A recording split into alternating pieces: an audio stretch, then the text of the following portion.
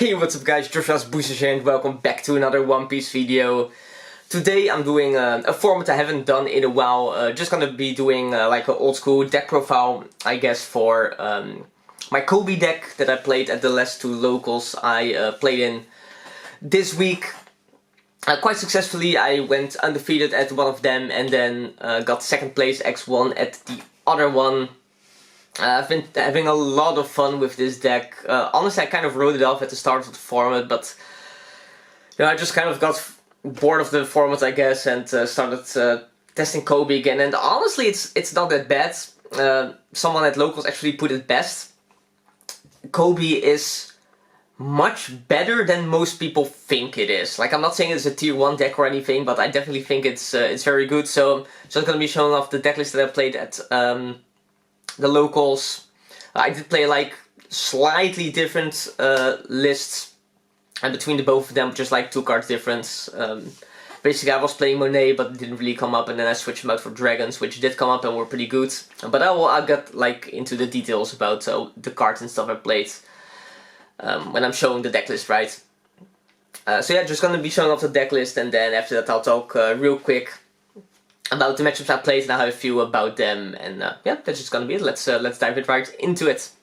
Alright, so diving into the actual deck list, of course we have the Koby leader, which you might notice is a common because I couldn't find the alt art quite yet. And honestly, you won't hear me say this often, but I do think maybe this art Loki looks a little bit better. But yeah, just in case you're unfamiliar with the leader, I'll just go over it real quick.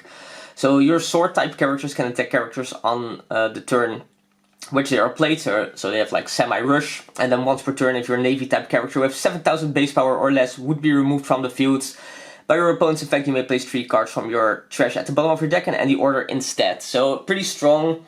Like, we're not in a super removal heavy format, but like the most popular deck of the format, which is Blue Purple Luffy, does make use of this, so it's actually really hard for them to get rid of your field until they get to the end game and can like start swinging into your characters. Even saying that, the matchup's still not that good, but it does definitely give you a fighting chance. And now let's dive into the actual deck list. So one of the best parts about this deck is like it's super consistent because you can run like this huge consistency engine, and it can be even more, but I'm opting to play 12 of the consistency cards, which is gonna be the Kujaku, which has also some nice synergy, just for the sheer fact that you can boost your characters, and this deck is very much based on removing your opponent's characters through battle, so that plus 1000 power definitely comes up. Then we have like the This Is My Era for the Navy card, which is I'm gonna be a Navy officer, which also simultaneously sets up your trash, which makes your Koby leader effect, the protection effect, live. And then Sengoku, you know, being able to swap the black navy brick cards from your hand for 3 new cards, extremely strong, and again this also is setting up your trash. You can even play brand new in the deck, but I do think the 1 cost consistency cards are just slightly better because you can play them immediately on turn 1, and if you want to play them later in the game, they don't cost that much Don, right? Especially Kujaku's essentially free in the end game, since you are usually going to be using that Don to boost your characters anyway, and if you play Kujaku first, you also get a search out of it, which is very, very nice. So yeah, 12 of the consistency cards. Very, very good. Potentially, like, you can play like a few brand new. I have been testing builds running 2 brand new, but I'm not sure if it's necessarily. And then this guy Ripper, so this becomes a blocker if there's a black navy type character on the field. Honestly, this card's just low-key overpowered. You can't play it like every turn because like a lot of the turns, the setup turns, you are just gonna be using all your Dom to play out your characters, and in the really early stages of the game you are usually gonna be playing your consistency cards to find whatever pieces you are missing. But I mean, you want to stick your characters to the field, and a 1 cost blocker is just super, super good at that. And then it also can't really be removed because of Koby's effect, right? So it really only loses out to characters that rest him, which of course, yeah, those cards are in the meta, but still a phenomenal card in my opinion. I mean, if I could play like 6, then I would. Then for the early game cards, I'm playing the full playset of Kuzan and the full playset of Hina. So basically, Kuzan will allow a Navy character or leader to attack active characters, which synergizes really well with the sword cards. And then Hina might seem a little bit odd, but she's mostly in the deck to apply pressure against blue-purple Luffy. And sometimes against green-purple as well. It's actually kind of good. So she becomes an 8 cost in your opponent's turn, but that's not really relevant because, again, you can usually just use Koby's effect to protect her, so you're not really going to be needing that boost. But she says activate main. Once per turn you may place one card from your trash to the bottom of your deck. Give up to one of your rested Dawn cards to a leader or character. So that also means like when you're playing against blue-purple Luffy, you play this on 4, give a leader to your Dawn to your leader, and then you will be able to swing 6 at their leader to apply that pressure. And then, you know, every turn after that, that free Dawn, the pressure is just gonna count up, which is very, very nice. And I do like maxing out on both of them. So you will very consistently, especially along with the consistency cards, see them on your 4 Dawn turn. So, yeah, and you know, if you have spares, you can just pitch them away with Sengoku to deck for other cards, like for example Hibari. I've seen actually a lot of lists not playing this, but I do think it is pretty good. On play she gives minus 2000 to a character, and then when attacking, your leader can attack active characters. So usually what you're gonna be doing is when your opponent is like a rested character, you play this out, give it minus, swing into it, and then your leader can swing into something else, or you know, give a active character minus so your leader can swing into it after that, which is pretty cool. Honestly, it's like, at first I thought this was like a 4-off, because with Kuzan it can be kind of degenerate to control the field in the early game, but it's more like a toolbox card for what I'm gonna be showing you next, which is the best card in the deck, honestly. Which is my boy, the one and only Helmeppo. This card is actually crazy. So on play, you may trash 1 card from your hand, draw 1 card, and then play up to 1 sword type character card with a cost of 8 or less, other than Helmeppo from your trash. And then during the end of the turn, it goes to the bottom of the deck. But this essentially allows you to play out your 8 cost Koby on your 6th Dawn turn, cycle bricks from your hand, and just get honestly any utility you need. Like sometimes you're gonna get Hibari, sometimes you'll even get like Kujaku with this if you're like really looking for something like a Ripper or something. And it's just kind of ridiculous that you play out like the 7k body, then play out a 9 cost or a 9k body in the form of Koby as well. And then you'll be able to swing into characters immediately with both the Helmeppo and the Koby.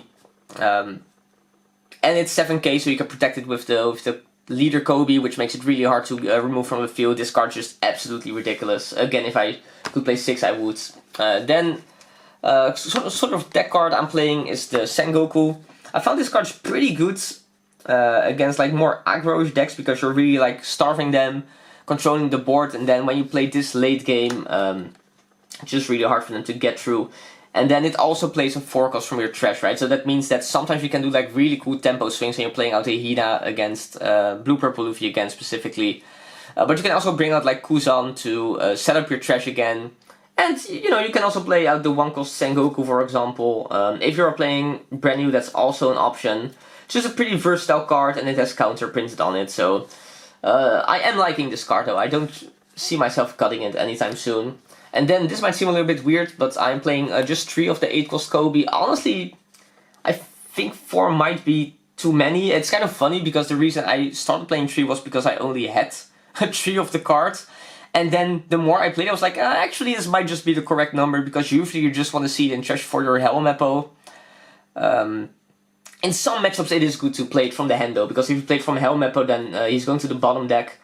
And if you can stick like 2 to the field, then your leader is going to be consistently a 7k leader, which is kind of ridiculous, of course. But yeah, amazing cards. Amazing cards. It really helps you easily deal with bodies as well, especially if you play it on the 6th Dawn turn. 9k is just huge to swing over something, right? Then I'm playing Double Dragon. This is also just basically an anti-blue-purple card.